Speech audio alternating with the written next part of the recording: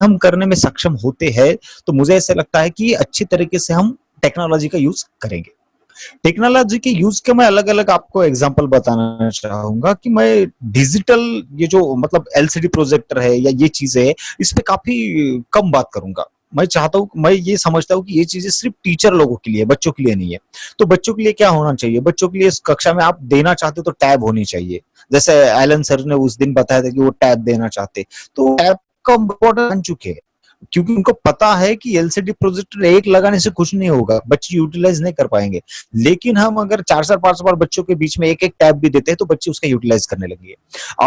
आपकी स्कूल में अगर संगणक रूम है, कंप्यूटर लैब है, तो उस लैब का यूटिलाइजेशन करिए। लैब का यूटिलाइजेशन सिर्फ उस जो सॉफ्टवेयर के जो एमएस-सीआईटी वगैरह वगैरह ये सीखने के लिए ना करें। तो उसके साथ हमें ये भी समझना है कि वो चीजों से बच्चे खुद कैसे सीखे। तो टेक्नोलॉजी का यूज की हम जब बात कर रहे हैं उसमें एक मस्ट चीज ये है कि हमें बच्चों को इंटरनेट की सुविधा उपलब्ध करानी है। इंटरनेट की सुविधा हम अगर बच्चों को उपलब्ध करा पाए तो उससे ये चीज होगी कि बच्चों यूट्यूब है, गूगल सर्च है, फिर अलग अलग चीजें जहां से काफी चीजें सीख सकते हैं। मैं तो ये कहता हूँ कि बच्चों को हमें अगर सबसे बेस्ट चीज कोई सिखानी है जल्द से जल्द, तो हमें उस बच्चों को ये सिखाना है कि यूट्यूब पे सर्च कैसा करना है। जिस टॉपिक की वीडियो आपको चाहिए, जिस सब्जेक्ट की वीडियो आपको चाहिए, वो आप कैसे सर्च कर सकते हो। हमें बच्चों को यूट्यूब के साथ-साथ गूगल सर्च कैसे करना है ये सिखाना चाहिए। कि आपको देखिए अब गूगल पे सारी चीज़ों के सवालों के जवाब, जैसे हमने पहले दिन ही देखा था कि हमें अभी बच्चों को इन्फॉर्मेशन देना कोई मायने नहीं रखता, क्योंकि सारी इन्फॉर्मेशन यूट्यूब पे अवेलेबल है। तो गूगल सर्च करके हमें गूगल सर्च कैसा करना चाहिए, हम गूगल से कैसे सीख सकते हैं, ये हमें बच्चों को सिखाना है। और हम अगर पेरेंट्स का हो या स्कूल का या टैब हो, अगर ये चीज़ें बच्चों के हाथ में देना शुरू करें तो बच्चे हमें जो लगता है, जैसे सानिया ने भी कल बताया था कि खुद से सीखना, यानी वो क्या करते तो खुद से तो वो पढ़ के सीख लेते किताबें, लेकिन किताबों से टॉपिक के रिलेवेंट जो चीजें है वो यूट्यूब में जाके सोच ढूंढते हैं, गूगल सर्च करके ढूंढते हैं, तो यहाँ से भी उन्हें उस चीज का नॉलेज मिलता है। और वो नॉलेज वो अपने पास सीमित ना रख के पीयर में अपने बच्चों को, अपने दूसरे दोस्त को भी पढ़ाते हैं, ग्रुप में बैठते तो वहां भी शेयरिंग करते हैं, विषय मित्र का काम करते वहां भी शेयरिंग करते हैं, और टीचर बार बार उनको शेयरिंग का मौका देता है। कल का प्रश्न यही था कि बच्चों का इतना कॉन्फिडेंस कैसे बढ़ा। उसकी एक ही वजह है कि बार बार बच्चों को खुद को प्रेजेंट करने का चांस आपको देना चाहिए। वाबलेवाड़ी में होता है, सानिया ने भी बताया है, 1000 लोग आते, 2000 लोग आते, वहां का सारा प्रेजेंटेशन ये बच्चे करते हैं। मतलब अकेली सानिया नहीं, अलग अलग ग्रुप बनते हैं टीचर के, 40-40 लोगों के, 50-50 लोगों के, तो हर एक ग्रुप के साथ 2-2 बच्चे होते हैं। आज ये बच्चे तो कल दूसरे बच्चे, आज परसों तीसरे, अलग अलग बच्चे, तो अलग अलग बच्चे आते हैं, सारे लोगों को बताते हैं, सारे लोगों के क्वेश्चंस को फेस करते हैं, तो बच्चों का आदत हो गई।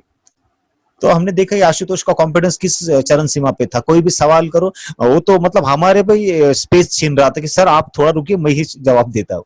तो ये चीजें करने का कॉन्फिडेंस बच्चों में आता है।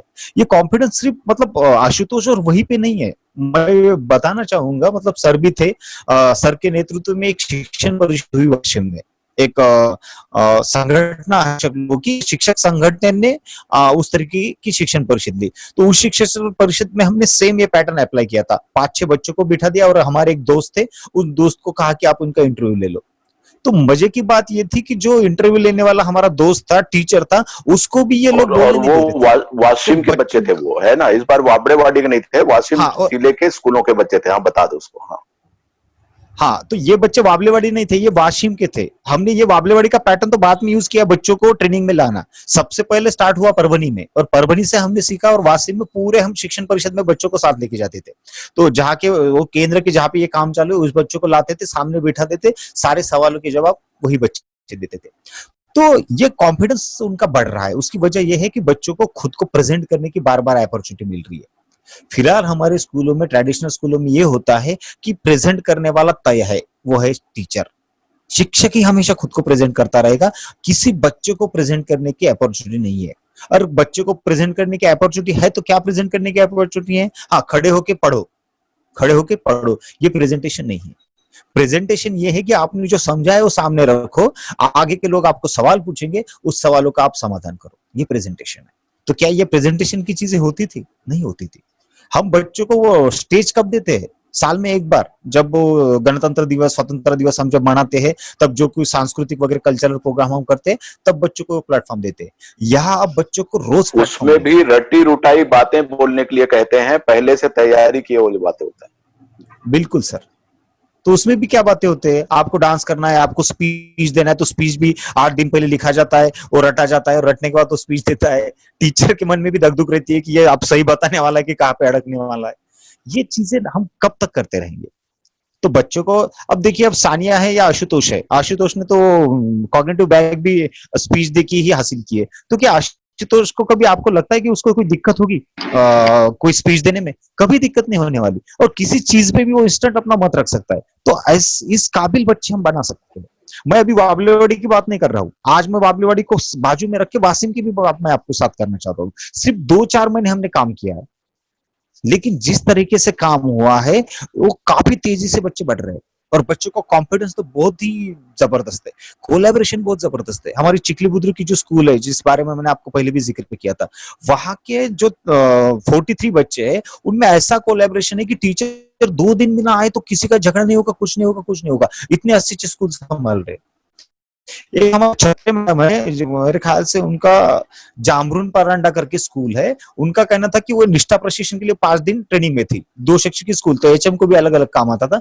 तो बच्चे एचएम को कहते थे कि सर आप क्लास में आओ ही ना, आप अपना काम ही करो। देखिए, मैं किसी का तो भी ये जवाब था कि वो डाक वगैरह कैसे पूरी करनी है, ये इसके लिए एग्जाम्पल काफी अच्छा रहेगा।